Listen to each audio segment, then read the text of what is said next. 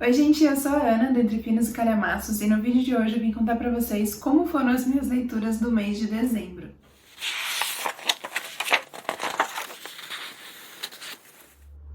Gente, pra vocês que assistiram a minha TBR do mês de dezembro, vocês viram que eu me animei um pouquinho na hora de montar a lista, acho que o espírito natalino bateu em mim, fiquei empolgada, coloquei vários livros pra ler durante o mês de dezembro e não calculei que o mês de dezembro é um tanto complicado, né, pra gente fazer muitas leituras.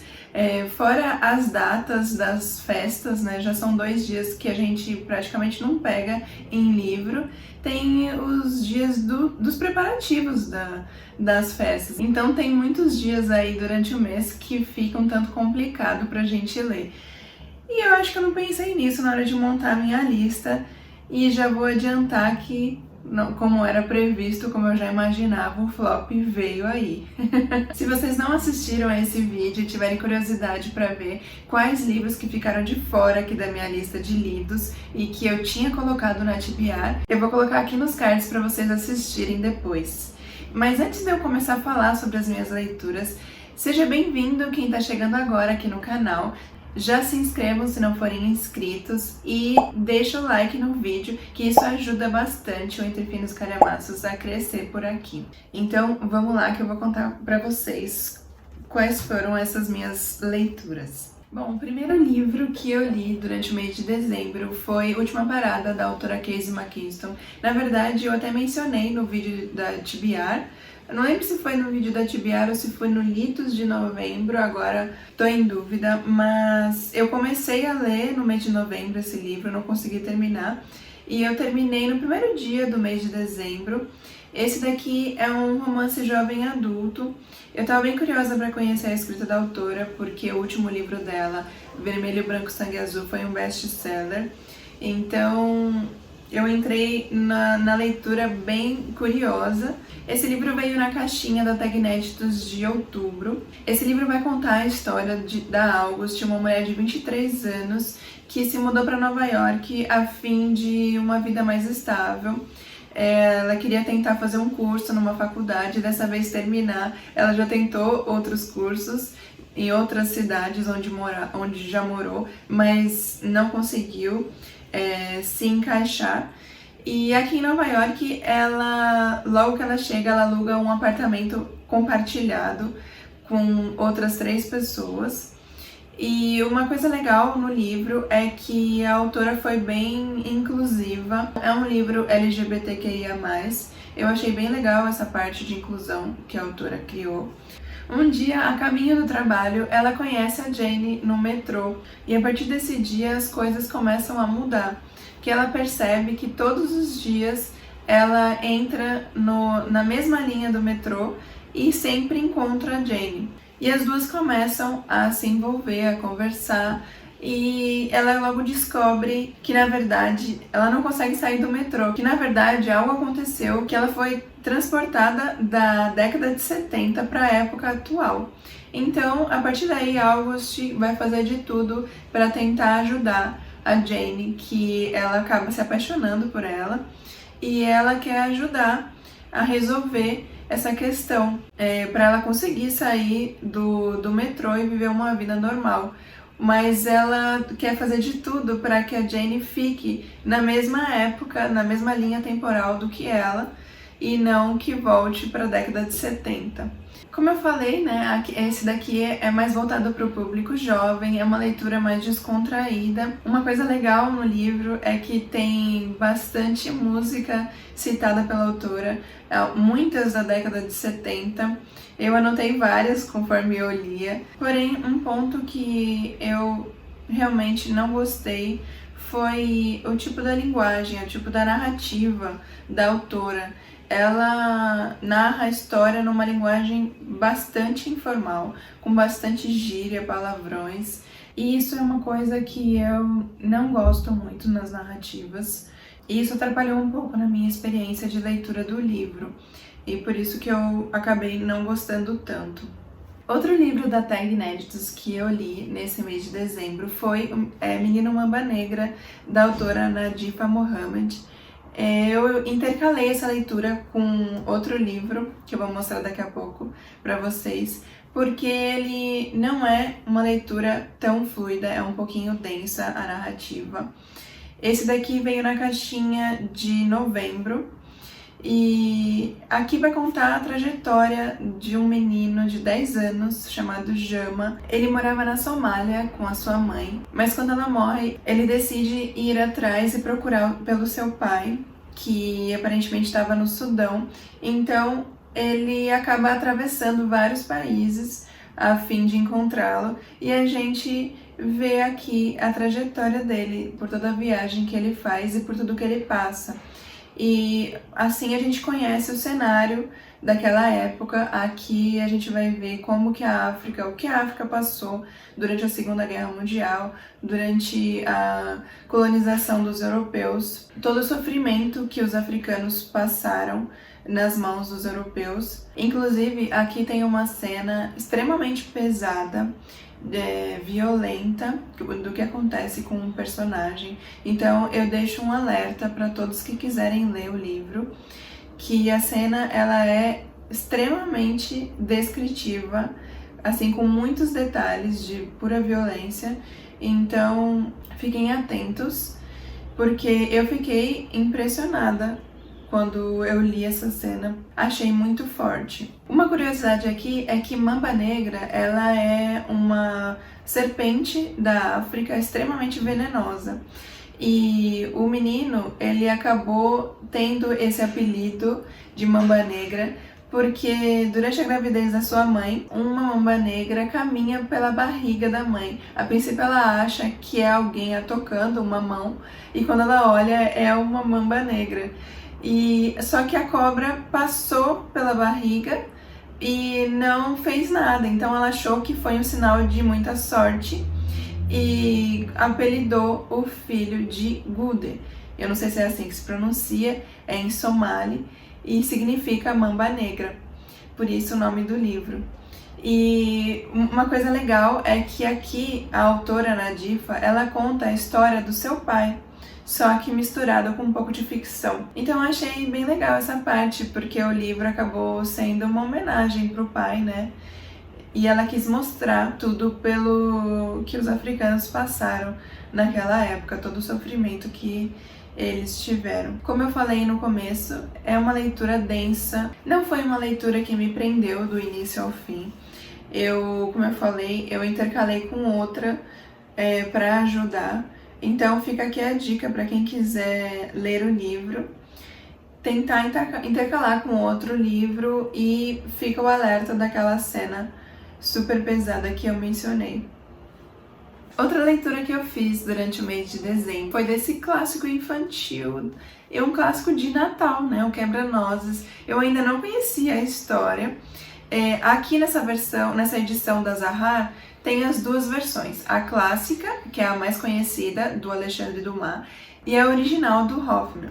Aqui na apresentação fala que o Dumas, ele recriou a história e tornou ela um pouco mais infantil. Mas eu confesso que eu não notei muita diferença nas narrativas. Para mim, ficou na mesma as duas versões. Aqui vai contar a história de dois irmãos, duas crianças, que na noite de Natal aguardam ansiosamente pelos seus presentes de Natal, e um desses presentes é o quebra-nozes. E aí a história vai contar o que aconteceu com esse quebra-nozes, né? A história por trás dele. O livro foi escrito no século XIX e desde então virou um dos balés mais famosos do mundo, uma das histórias mais lidas, né, durante essa época de Natal. Essa edição aqui da Zahar é muito bonitinha, começando pelo tamanhozinho, ó. É bem pequenininho e é bem caprichado, totalmente ilustrado dentro. Vou tentar mostrar aqui pra vocês um pouco, pra vocês verem, ó. É bem ilustrado. Eu achei bem legal conhecer a história e principalmente ler durante esse período do Natal. Eu recomendo que vocês que ainda não conheçam, leiam, e recomendo também, indico essa edição aqui da Zahar, porque aí vocês já ficam conhecendo as duas versões. Outra leitura temática que eu fiz no mês de dezembro foi de um conto que está disponível no Kindle Unlimited chamado Um Natal de Recomeços, da autora Samara Souza. É um conto nacional. Ele vai contar a história da Sophie. A Sophie é uma mulher, ela sempre coloca seus compromissos de trabalho acima de tudo. Nunca sobra tempo para si mesma, para se divertir.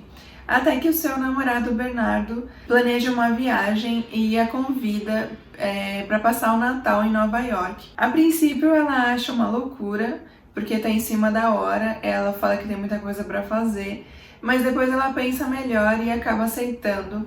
Acha que merece mesmo dar esse descanso e foi a melhor decisão que ela tomou, porque essa viagem transformou a sua vida. O conto fala muito sobre como o Natal é uma época de se renovar, de recomeços mesmo, como o próprio nome, né, como o próprio título dele fala, e que a data ela faz despertar o melhor em cada um de nós. Eu achei muito legal as palavras da autora, né, durante a narrativa, falando sobre o Natal, porque eu penso da mesma forma, eu gosto muito dessa data comemorativa, e ela até cita, eu anotei aqui uma citação do livro, que é assim: é dessa forma que a gente comemora o Natal, sempre criando novas memórias ou reavivando as que se perderam com o tempo. Eu acho que é bem assim mesmo. O Natal, pelo menos pra mim, a gente sempre se reúne com a família e traz lembranças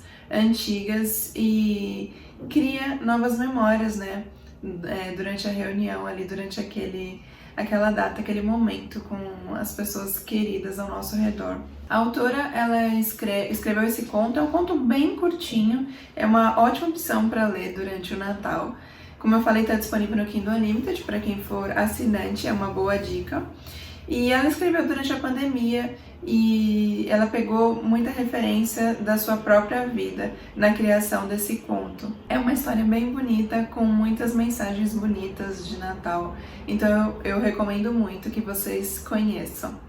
Agora, indo para as leituras dos meus projetos, para o projeto Lendo Stephen King, eu li Christine. Ele é um calhamaço, olha, ele tem mais de 600 páginas, aproximadamente 610, e talvez por isso que eu não tenha conseguido finalizar minha TBR, porque eu achei que eu fosse conseguir ler mais rápido e acabei demorando um pouco nessa leitura aqui, mas não porque eu achei ruim, pelo contrário, eu achei uma leitura muito boa, inclusive na minha resenha no Instagram. Aliás, se vocês não me seguem por lá, o nome do meu perfil é igual aqui do canal, @entrefinos_e_calhamaços, e eu sempre posto as minhas resenhas mais completas por lá, então vão lá conferir depois. E lá eu falo que, aparentemente, né, como se trata de Christine é um carro assassino, parece uma história bizarra. Mas, gente, eu achei muito bom esse terror sobrenatural que o King escreveu. E é uma das obras dele que mais fizeram sucesso, que o pessoal gostou. Aqui é a história narrada pelo Dennis. Dennis é o melhor amigo do protagonista, o Arne. Quando ele vê Christine na primeira vez, ele já fica obcecado pelo carro, logo quer comprar e ele não consegue pensar em outra coisa senão no carro. E isso começa a transformá-lo. Todas as pessoas ao seu redor, seus pais, seus amigos, eles começam a notar a mudança de comportamento do Arne e eles começam a se preocupar. O Dennis, que é o melhor amigo dele, começa a investigar mais sobre a história do carro para tentar ajudar o amigo, né? Para tentar descobrir o que está acontecendo. E conforme ele descobre a história do antigo dono de Christine, ele fica assustado e toma uma decisão, junto com a namorada do Arne, de tentar fazer alguma coisa para afastar o amigo do carro. E, gente, gostei muito da história. Apesar de ser o calhamaço, né, que eu falei, é uma história bem fluida. O King não ficou divagando, como de costume, aqui no livro. Ele criou uma história que, apesar de aparentemente, como eu falei, parecer bizarra, é bem interessante e deixa a gente intrigado a saber o desfecho, que fim vai ter esse carro aqui e qual que é a história por trás dele, por que tá acontecendo essas coisas na vida do Arnie. Todo começo de capítulo tem um trecho de uma música e eu fui buscar o nome das músicas no aplicativo Spotify e eu descobri uma playlist lá, tem uma playlist chamada Christine. Então quem se interessar e estiver lendo o livro e quiser escutar as músicas, pode procurar, que eu achei bem legal. Uma curiosidade que eu não sabia é que aqui a história tem um período que se passa no Natal. Inclusive o autor ele menciona a obra Um Conto de Natal do Charles Dickens. Então eu achei bem legal essa coincidência de ter colocado Christine para ler no mês do Natal e se passar aqui na história também. O livro tem uma adaptação cinematográfica de 1983, se não me engano. Eu não me lembro, eu tenho uma leve noção de já ter assistido, assim, tipo na sessão da tarde, sabe? Mas eu não tenho certeza. Mas eu vou procurar depois para assistir. Então fica aqui a dica para quem lê o livro e quiser ver o filme. Eu acredito que a maioria de vocês já tenha assistido ou já soubesse que tinha esse filme. Então, gente, indico bastante esse livro aqui, gostei muito e não deixem de ler por acharem que vai ser algo estranho, porque se trata de um carro assassino, mas a história ela é muito boa. O King ele tem uma criatividade fora do comum, muito bom. Para o projeto Lendo Harlan Coben, eu li nesse mês de dezembro Uma Questão de Segundos. Eu também não tenho a versão física dele, vou deixar passando a capa na tela para vocês verem. Ele é o segundo volume da trilogia com o personagem Mickey Bolitar, que é o sobrinho do Myron Bolitar. E eu tô gostando bastante dessa trilogia. É uma trilogia que aparentemente ela é mais jovem, porque o personagem principal, o Mickey, ele é um estudante de 15 anos. Então, nesse segundo livro, ele dá sequência. Aqui na história, o Mickey, ele continua investigando o mistério por trás da revelação da Dona Morcega, que o seu pai pode estar vivo. E, em paralelo a isso, a sua amiga e a sua mãe passam por um assalto e ele quer descobrir o criminoso que está por trás disso para tentar ajudar a sua amiga. Então, nesse segundo livro, ele tenta descobrir esses dois mistérios. Tô gostando da história do Mickey e tô ansiosa para descobrir o desfecho, para saber se o pai dele realmente está vivo ou não. E em janeiro agora eu leio o terceiro e último volume dessa trilogia. E a última leitura que eu fiz no mês foi mais uma do Harlan Coben, Fique Comigo. Eu quis ler esse livro porque dia 31 lançou a série adaptada nessa história na Netflix, com o mesmo nome, Fique Comigo. E eu queria ler logo, porque como vocês bem sabem, eu prefiro sempre ler o livro antes de assistir a adaptação. Como é comum nos livros do Harlan Coben, aqui a história é narrada sob vários pontos de vista. Megan aparentemente vive uma vida tranquila com a sua família, mas nem sempre foi assim. E o seu passado, de repente, começa a vir à tona. Ray é um fotógrafo que finge ser paparazzo, e aqui no começo da história a gente já vê que algo não está certo. Ele fica um pouco transtornado, fica o tempo todo falando, enxergando sangue, então a gente percebe que algo aconteceu no passado dele e que deixou ele um tanto atormentado. Broom é um detetive que é chamado para investigar um caso de desaparecimento e logo ele começa a notar semelhanças de um homem que foi dado como desaparecido há 17 anos atrás e ele não conseguiu resolver. Então logo ele começa a investigar se há semelhanças com isso e no fim a vida desses três personagens acabam se cruzando, se conectando. E a trama aqui, ela é muito instigante, cheia de reviravoltas, como na maioria das histórias que o autor cria. E mais uma vez, eu gostei bastante, me prendi muito na história e achei que a série baseada no livro, ela é bem fiel à história do livro. Ela conta exatamente a história que o autor criou aqui no livro, com algumas ressalvas, mas essas pequenas diferenças, elas não atrapalharam, pelo contrário, elas ajudaram a criar outras reviravoltas na trama da série. Então eu indico muito que vocês leiam esse suspense e que depois assistam essa série na Netflix, que eu achei muito boa. Então, gente, esse foi o saldo do mês de dezembro. Eu li 6 livros e terminei o Última Parada, né, que eu tinha começado em novembro. Na verdade, 5 livros, 1 conto e terminei Última Parada. E eu tinha colocado na minha TBR para ler 10 livros. Eu falei que estava empolgada, né? Então, vamos lá conferir quais foram os livros que eu acabei deixando para trás. Mas não porque eu não quis, porque realmente faltou tempo. E eu quero muito ler aqueles livros, vou ver se dá para encaixar nesse mês de janeiro. Eu espero que vocês tenham gostado. Se vocês já leram algum desses livros que eu comentei, deixa aqui nos comentários a opinião de vocês. Não se esqueçam de curtir o vídeo e vão conferir também que já saiu o vídeo da TBR do mês de janeiro. Quais foram as minhas escolhas para esse primeiro mês de 2022. E eu vou ficando por aqui então, gente. Até o próximo vídeo.